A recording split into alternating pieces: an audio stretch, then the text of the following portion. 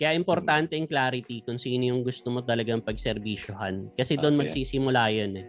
Pati yung portfolio mo doon magre-reflect. So halimbawa, ang goal mo is mag-edit ng videos, 'di ba? So dapat may sarili ka ring mission vision as a freelancer. So I help sino tinutukoy mo, sino yung gusto mong pagmarketan. Mas malinaw siya, mas straightforward. Mas magre-reflect yun sa marketing mo maski sa portfolio mo. Halimbawa, bigyan kita sample. Kung target mo mga coaches, o I help ano ba yung mga usong I help statement? Laging ganun ang I help statement. I help X achieve Y by doing Z.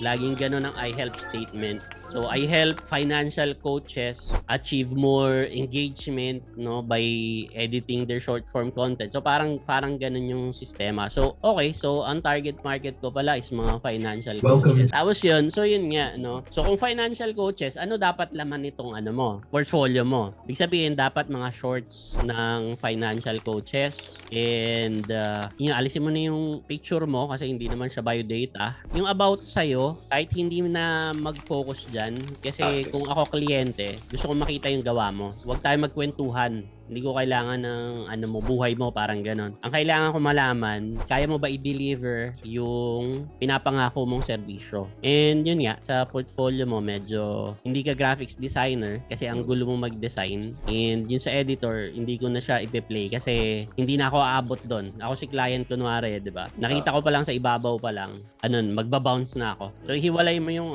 yung sa style mo ng pag-compile kasi medyo magulo. So, hiwalay mo na lang yung videos at saka sa graphics. Total, mas maganda na applyan mo yan na magkaiba kasi mas magiging magkaiba yung singil. Hindi porke marunong ka mag-edit ng graphics. Kaya yan, magawa ka ng portfolio, isahin mo lang, thumbnail designer lang. Di puro YouTube thumbnail lang laman ng isang page.